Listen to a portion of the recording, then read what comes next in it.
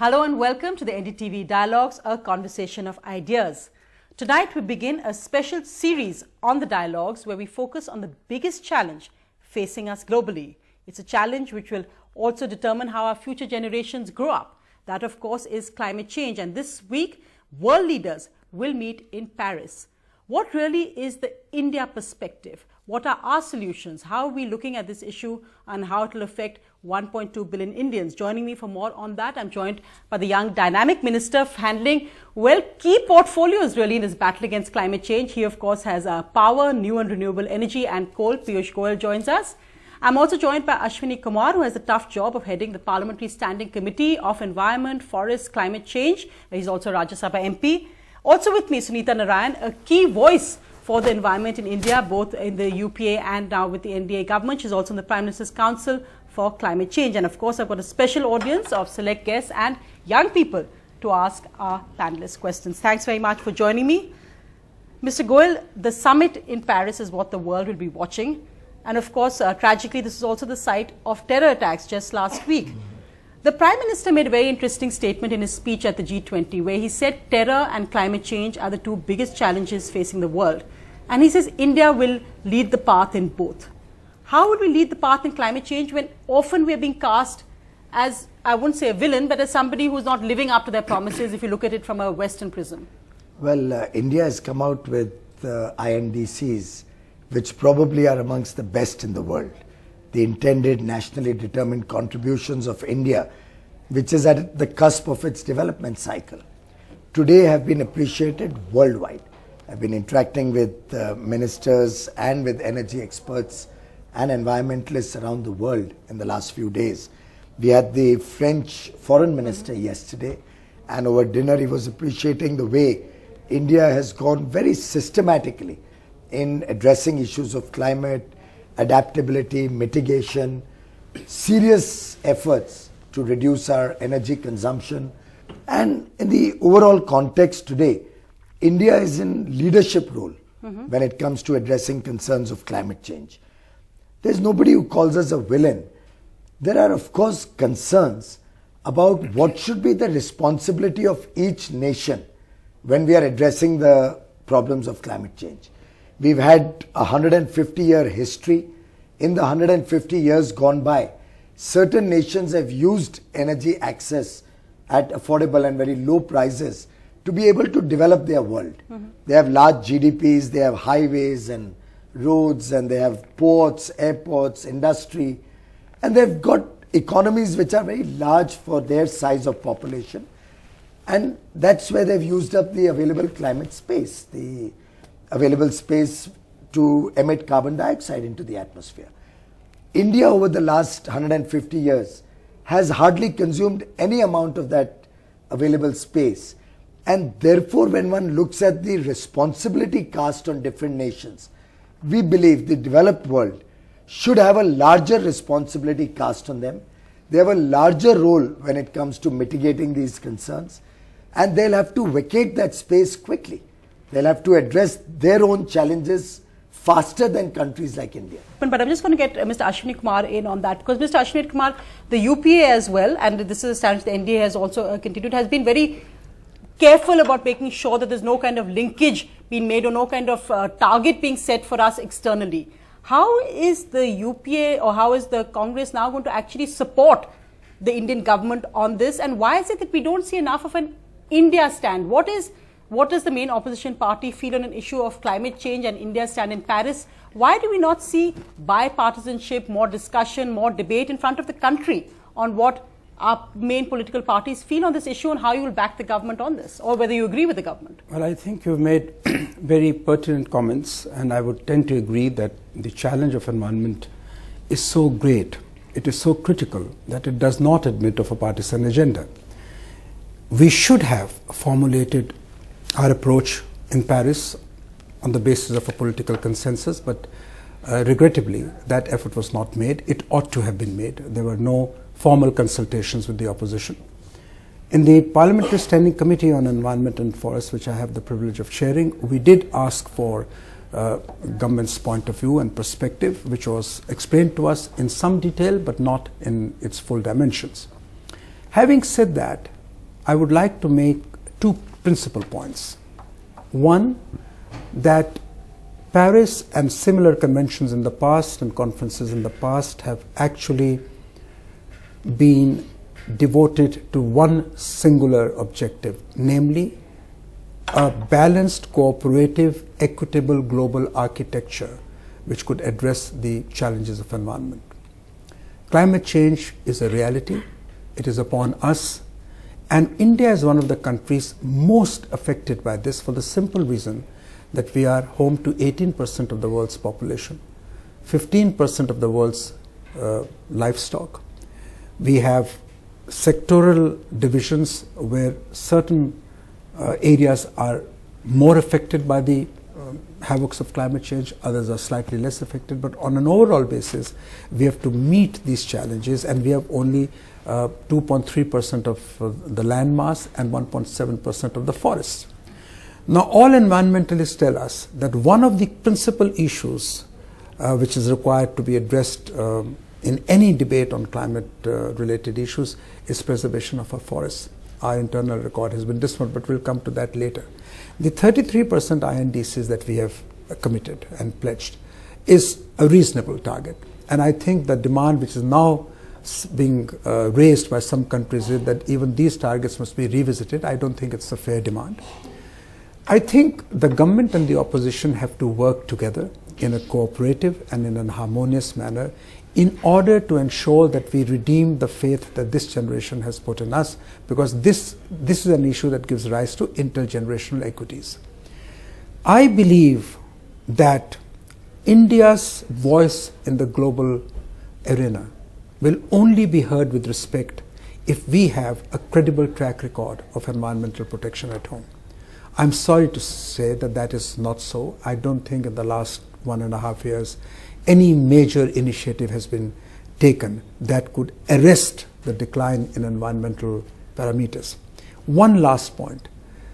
I am firmly of the view that the developed countries have to undertake a major share of the burden because, as Piyush said, they are the people who are responsible for what we are facing today. That is why the concept of common but differentiated responsibility was formulated in our time, and that has been continued now. That is the only way to ensure that there is a balanced and equitable response by countries of the world. Now, I'll give you one or two figures. A minimal $100 billion green climate fund has been envisaged, where contributions have to come from the developed countries. Till date, only 5.5 billion has been committed. By one estimate, by 2020, we would need $100 billion annually for adaptation and mitigation purposes, if we are really to transit to an eco-friendly economic growth development model, for which it was agreed that the developed countries would provide to developing countries both technology and finance. Neither finance is forthcoming, nor is technology forthcoming. There are patent and IPR related issues, and they have to find an answer to that. And they have not been able to give us any assurance. Therefore, the people of developing countries ask of their governments, we are prepared to walk that extra mile, because after all, the future of the planet is concerned, and we are not going to be quibbling over who must do what. But for heaven's sake, at least have the principles of climate justice and equities in place before we can move forward. Sunita, Narain, climate justice and equity, the points of the promises made, the hot air which really emanates from the summit, some would say. We saw the fiasco at Copenhagen. In Paris, what are your expectations? And do you feel that this is one area where perhaps we're seeing some consensus on what India's stand should be? What would you say perhaps as an outside voice or as an observer, as a participant, when you look at what the governments and oppositions, as I said, whether it's UP or NDA, have on climate change? You know, there's the one good thing, Sonia, is that in India, the opposition and the government on climate change has always had one voice. And I think India's principled position on the need for equity has been very solid and has been right through the negotiations. But I think what government and opposition must understand now, that the game has changed. By the time the world reaches Paris, the fact is that we have agreed the differentiation between the industrialized world, which is called Annex 1 in the convention, and the rest has already been erased. The American formula that everybody will contribute to emission control has been agreed to. It's a pledge and review system now, where every country is to put their target on the table, and it's a universal agreement now. So it's no longer an agreement as it was in 1992, where there was a firewall between the countries who had created the problem, who were responsible for it. As Mr. Goyal has very rightly said, these are the countries who have historically created the problem. They are the ones who have to take the responsibility to take action. In 1992, it was also agreed that we will get the vacated space to grow, but that space has not been vacated.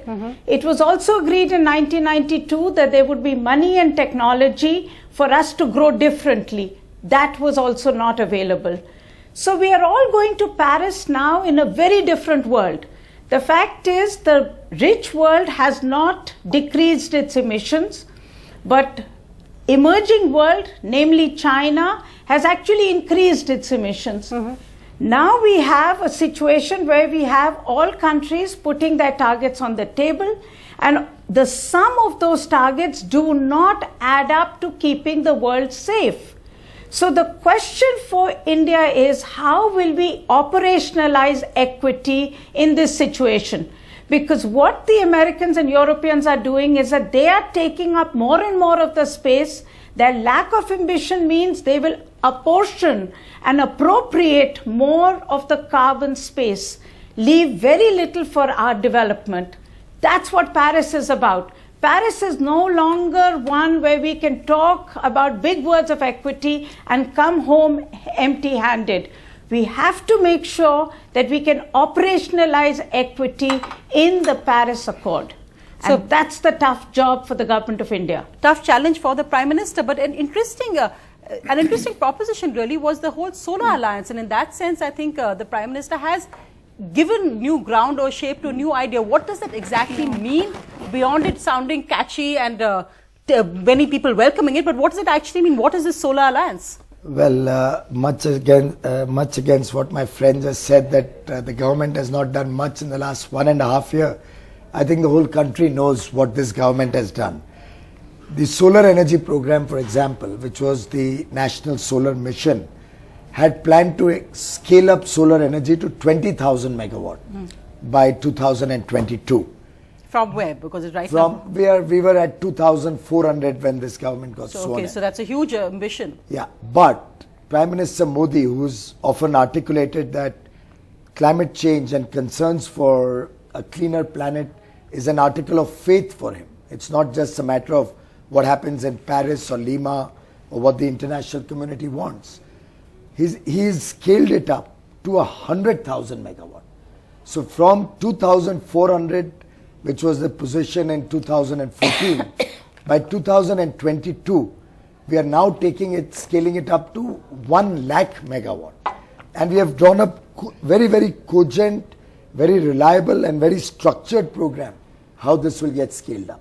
And I'm sure some of you may be aware that the last discovered price for solar energy has been brought down from the 7 odd rupees that prevailed a year and a half ago to 4 rupees 63 paisa per unit of solar energy, which is by itself a record. It has never happened anywhere in the country before, because we were able to demonstrate to the world that economies of scale will come in. We had a transparent reverse bidding process to procure the power. NTPC is the procurer, so we have a credible counterparty which sellers of power are confident will not default. So we've used a little bit of our innovative thinking to bring down solar prices.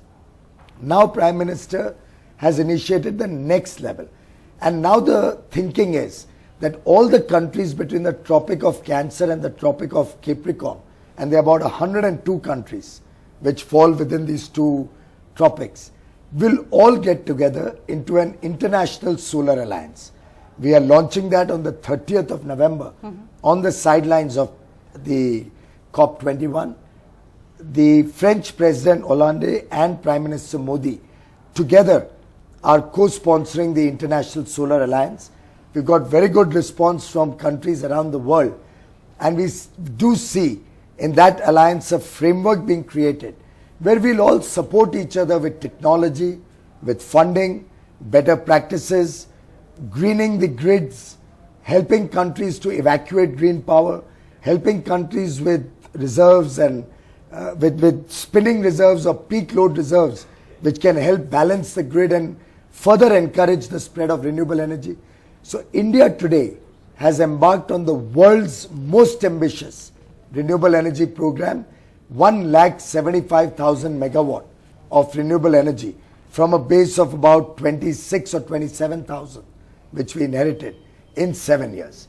I think that's the level of scale up, and the International Solar Alliance will bring countries around the world on one platform to support and encourage such large rollouts in other parts of the world. So it's a new prism really between the rich and the developing. It's an interesting new addition. But I wanted to bring in Mr. Kumar on that point you made, and he referred to that briefly in his role as standing committee.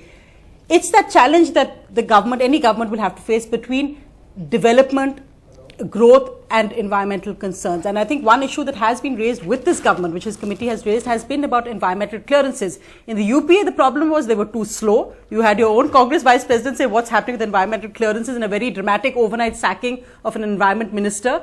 And now the charge against the NDA will be that they're too fast. What does your committee feel on that, Mr. Kumar? Well, let me tell you that they brought in a TSR Subramaniam committee to give us some suggestions on the way forward. This committee was examined by our committee. This committee's recommendations were examined by our committee. And I am happy to report to you that cutting across party lines, by a unanimous vote, the Standing Committee of Parliament, which has 31 members on it, representing different shades of political opinion, junked and rejected the report lock, stock and barrel. And I'm disappointed and rather anguished to report to you, and through you to the people of India, that the same committee's recommendations by the back door are sought to be brought into and passed into law. And there's a bill that contains many of the recommendations. But don't we need growth? No, isn't India on the threshold of growth in this? Sonia, the point about growth versus growth versus environment has been argued ad nauseum. No party says, no government says that there should not be any growth. Growth is an imperative. If poverty has to be reduced, economic growth is a must. And for that, electricity generation is also a must. But it is now accepted that growth and environment protection are not mutually inconsistent. That is why the word sustainable growth, that is why the word sustainable development. You have to preserve your planet to be able to ensure that the fruits of development pass on to the succeeding generations. Therefore, the need to be on the vigil against proponents of growth that want to run amok with that slogan at the cost of environment. So harmonious balance between the two is what governments and parties must look forward to. Now, the point that Piyush made, and I would like to compliment him if he has taken those initiatives to increase the solar footprint in the country. Don't forget that that was the mission that we had started, and we are aware of the fact that the next wave has to be the renewables. However, we also know that his government and his party has perfected the art of great visuals, and therefore the visuals in Paris announcing the global alliance is all very well, and I wish him success because the country needs that program to succeed. But we know the ground realities. By scaling up ambitions, you don't actually translate them on the ground. Today, the people of India need promises to be translated, not to distract people. That is really one of the principal issues, a bone of contention between the opposition and the government, in which, of course, Parliament will take care of that debate. I'll just take a small rejoinder on that. First of all, I think the question still remains unanswered, that why were all environmental clearances taking so long? What were the reasons behind it? Were there extraneous considerations because of which it was getting delayed? Because I'm sure the people of India do want jobs to be created. They want power in their homes. They don't want 10 lakh plus crore rupees worth of stalled projects because of environmental clearances getting delayed. And I can assure the people, and I can assure my friend Ashwani ji, that none of the environmental clearances have been done by short-circuiting the concerns of environment. Every clearance has gone through a process, but we speeded up the process and we made it simpler. And you don't have to reach out to ministers now to get clearances. They get cleared through a process on a fast-track basis. I think the country deserves that. They need it. They want growth. They want stalled projects to get implemented. They want banks to survive and not fail because of lakhs and lakhs of crores of NPAs because of these stalled projects. I believe this government has tried to simplify and bring in minimum government and interference for any extraneous reasons.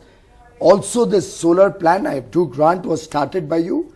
In fact, one of the days when I reached my ministry, I was reading, I was told this department and then this ministry originally started 32 years ago. I was wondering if in 32 years, India could do so much. And now when we are talking of scaling it up, I thought it's something which people will appreciate. And everything is on the ground, Ashwani ji. 25 solar parks identified in all the states. And I must say, your state of Karnataka is also at the forefront of encouraging renewable energy, just like Gujarat and Maharashtra and Kochi, Madhya a solar Pradesh. airport, which is Kochi. All of us are participating. All the states of India. I need to. Sure. 25 solar parks on the ground. 20,000 megawatts land already taken in, and 38,000 crores worth of green energy corridors. To evacuate this power, already work has started. I mean, the actual roll down on the ground is massive. It's visible. I so think it's solar not as if energy we are should be making a false national claims. mission. But I want to open this up to the audience and then come back to you, Mr. Kumar and Sunita. But let me just open this up to the audience. We've got young students here, but we also have a young RJ who has some questions to ask. Saima, of course, who has a popular following of her own. But do young people care about these things? Does climate change sound very esoteric? Or do you wonder why this is not something addressed more often in Parliament, by politicians, by governments? Sonia, I've been thinking of all the stats and the data which are in front of us, and to us it just doesn't make sense, because for us it's a very touch and feel climatic change that we are experiencing on a everyday basis. I mean, one day we wake up to incessant rains, 2 days after we are asked to, get our winter clothes, after 2 days we have to, so we know that there is something massive that's happening, and so much time has elapsed. I mean, the climatic change has been staring at our face for, before so many days. And recently we did this campaign on radio, Hawa Pe Laat, where we said all of us are responsible for it. So on an individual basis, if we are willing to take the responsibility, where are the national policies stuck? Why aren't they, actually getting transformed into actions? And why isn't this getting arrested? The Paris summit is almost like a dream for us. And we know that we really don't know what big talks are going to happen. Let's have a Delhi summit first. Absolutely. Sunita, you come in, because this is something you've been raising. You raised it about Chennai. We've seen it in farmers and the drought, sudden intense rain. Go ahead. You wanted to come in. Go ahead, Sunita. Yeah, Sonia, I really want to say that when Paris is happening at a time when India is really suffering and seeing the impacts of climate change, it's not even 2 degrees yet. That was supposed to be the safe threshold, and yet we are beginning to see weird weather events. We are beginning to see intense rainfall events. I never tire in saying that the Finance Minister of India is not Mr. Jaitley. The Finance Minister of India is the monsoon. And the fact is, the monsoon is changing. You are beginning to see farmer distress across India with unseasonal rain, hailstorms. You look at Delhi, the kind of rain we are the kind of delayed winter we are having. Now, knowing that no one incident is climate change, we know the growing intensity and frequency of weird weather events is climate change. So the issue for India, the issue for the developing world in Paris is even more difficult, because at one hand, we know we are victims of climate change. We are beginning to see the impact. On the other hand, we need to be able to get the already rich countries to actually vacate space, something they have not done for the last 25 years. We expect them to give money and technology that they have never given us for the last 25 years. and we expect them to give us our right to development. So I think if you stay on the issue of climate change, you have to realize we are not discussing ecology here. We are discussing the economy. Do you and agree? This is why these negotiations are so difficult but so important.